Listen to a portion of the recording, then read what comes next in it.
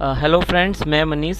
Friends, एक बार फिर RT-PCR क्या होता है, उसकी जांच कैसे की जाती है, CT वैल्यू क्या होता है और आज के जीवन में ऑक्सीमीटर की कितनी अहमियत है और ये हमारे जीवन में किस तरह से उपयोगी है और इसकी रीडिंग कैसे पढ़ी जाती है, इन सब की जानकारी मैं इस वीडियो के तहत लाया हूँ। और मुझे लगता है कि आज के जीवन और परिप्रेक्ष्य में बहुत उपयोगी है इन सब की जानकारी होना। तो आप सबके साथ मैं कुछ जानकारी शेयर करना चाहूँगा। Firstly friends, corona virus RNA based virus है, इसमें DNA होता ही नहीं है। यही सबसे बड़ी दिक्कत आ रही है इस वायरस के डिटेक्शन में। किसी भी चीज़ की बिल्कुल सटीक जानकारी DNA से ही मिलती है और कोरोना वायरस में DNA होता ही नहीं, इसमें RNA होता है।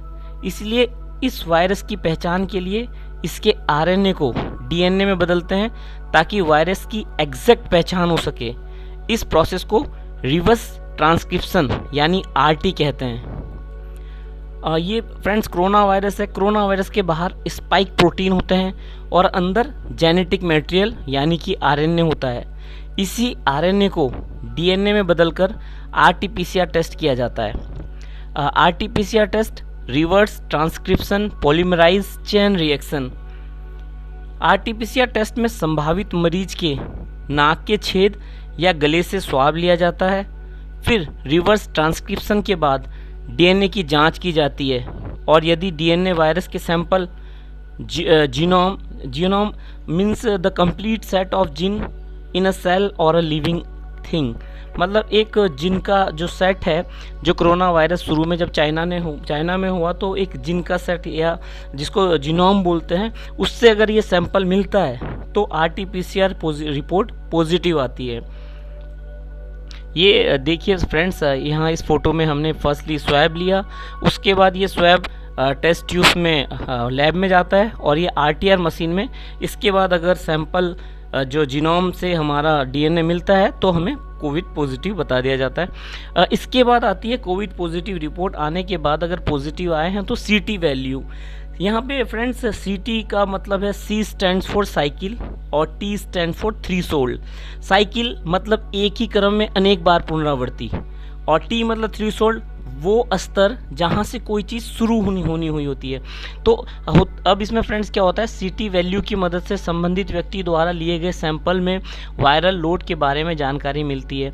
उसके बाद जब ये रिपोर्ट में CT वैल्यू के बारे में जानकारी आ गई तो जिस मरीज की CT वैल्यू सबसे ज़्यादा होती है उसका मतलब उसके संक्रमण कम है, यानी उनकी बॉडी में वायरस का स्तर कम है। और इसके उल्टे अगर कम CT वैल्यू का मतलब है तो उसकी CT वैल्यू का मतलब अगर कम है तो उसकी बॉडी वायरल का लोड ज़्यादा है, ऐसे में मरीज ज़्यादा संक्रमित है। इसको फ्रेंड्स अगर हम नॉर्मल लैंग्वेज में समझें तो इस तरह से इसको समझा जा सकता है कि CT is the abbreviation of threshold cycle, जो कि मैंने आपको बताया। समझ लीजिए फ्रेंड्स, एक आज की डेट में अगर हम हैंडपम्प की बात करें तो हैंडपम्प को हम एक बार लगाते हैं तो पानी नहीं निकलता, 2 बार लगाते हैं पानी नहीं निकलता, 3 बार लगाते हैं पानी निकलता है। तो हैंडपम्प को बार बार ऊपर नीचे करना वो एक साइकिल बनता है।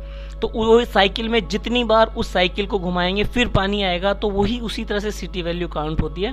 अगर मान लीजिए आपका पहली बार हैंडपम्प में ही अगर पानी आ गया तो इसका मतलब आपके अंदर कोरोना का जो वायरस है उसका स्तर ज़्यादा है।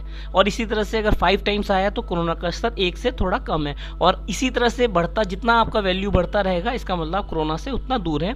और लगभग RT-PCR टेस्ट में CT वैल्यू 35 होने पर उस व्यक्ति की रिपोर्ट को नेगेटिव माना जाता है, यानी कि यह माना जाता है कि यह व्यक्ति कोरोना से संक्रमित नहीं है। तो एक बार फिर बताना चाहूँगा, यहाँ पे C मतलब साइकिल और T मतलब थ्रेशोल्ड। साइकिल मतलब एक ही क्रम को बार बार दोहराना या उसकी पुनरावृत्ति करनी, जैसे कि हम हैंडपम्प को बार बार कर रहे हैं तो ये क्या बनेगा, साइकिल बनेगा। और उसके बाद थ्रेशोल्ड वो स्तर जहाँ से कोई चीज़ की शुरुआत होती है, जैसे कि आपकी 0 से शुरुआत हुई और लास्ट वैल्यू कहाँ तक गई, 35 तक।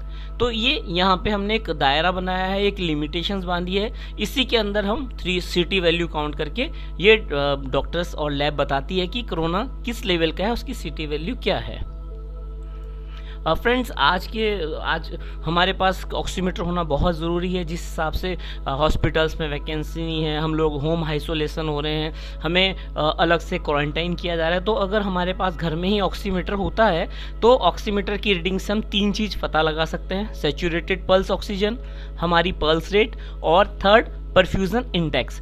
सैचुरेटेड पल्स रेट फ्रेंड्स लगभग 94% से नीचे नहीं जाना चाहिए। अगर हमारा 94% से कम ऑक्सीजन हो गया तो 2 से 3 घंटे में लगातार हमें चेक करने की ज़रूरत है। अगर यही saturated pulse rate pulse oxygen अगर आपका 90 से कम होता है तो हमें डॉक्टर से कंसल्ट में रहना है, पर घर पे ही ऑक्सीजन का प्रबंध भी रखना है अगर 90 से कम होता है। और अगर सैचुरेटेड पल्स ऑक्सीजन 80 से कम होता है तो हमें दवाई की आवश्यकता है, हमें डॉक्टर से ज़्यादा कंसल्टेशन करना है, और हमें किसी भी प्रकार की लापरवाही नहीं बरतनी अगर हमारा 80% से कम होता है सैचुरेटेड पल्स ऑक्सीजन। और पल्स रेट ये फ्रेंड्स 60 to 90 के बीच में ही पल्स रेट होना ज़रूरी है। और perfusion index friends, perfusion index होता है कि जो हमारा ब्लड है, जो वेन्स में किस लेवल तक हमारा ब्लड जा रहा है, मीन्स कि ब्लड के साथ जो ऑक्सीजन है वो कितने अंदर तक पहुंच रहा है, मतलब अंतिम नस तक कहां तक पहुंच रहा है। तो फ्रेंड्स इसकी वैल्यू 0.5 से नीचे नहीं होनी चाहिए। ये तीनों रीडिंग्स आप इस ऑक्सीमीटर से पता लगा सकते हैं। तो फ्रेंड्स लगभग आप यहाँ पे मैं इसमें बताना चाहूँगा SpO2 यानी कि आपका सैचुरेटेड पल्स ऑक्सीजन, ये आपकी 94 से नीचे नहीं होनी चाहिए। तो आप यहाँ इस रीडिंग में देख रहे हैं ये 96 है, इट मीन्स ओके। यहाँ पे आप इसमें सेकंड में देख रहे हैं, यहाँ पे आपकी पल्स रेट आ रही है जो कि 60 से 90 के बीच में होनी चाहिए। ये 60 है, ये भी ओके। और ये यहाँ पे आपका परफ्यूजन इंडेक्स ये 0.1 है। तो इस प्रकार ऑक्सीमीटर से हम 3 रीडिंग ले सकते हैं, या हमें 3 जानकारी मिल सकती है: SpO2 और आपका पल्स रेट और PI यानी कि परफ्यूजन इंडेक्स। और SpO2 मैंने जैसे कि पहले बताया आपका 94 से 100 होता है, 94 से 100 के बीच में किसी का भी होने पे उसको सैचुरेटेड ऑक्सीजन उसकी मानी जाती कि लेवल है।